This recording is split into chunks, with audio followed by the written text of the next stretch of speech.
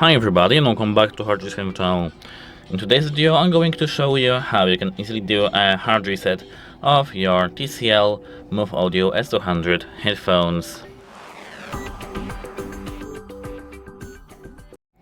So here we do have our headphones, and now to do a hard reset of them we have to close the case lid, open it back again, and find this button which is here.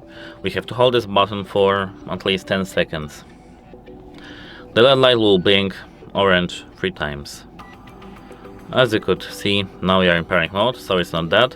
We have to hold the button once again.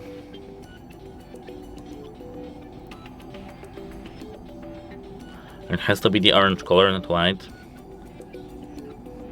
1, 2, and 3. Now our hard reset is done. That's it. Hope it helps you and goodbye.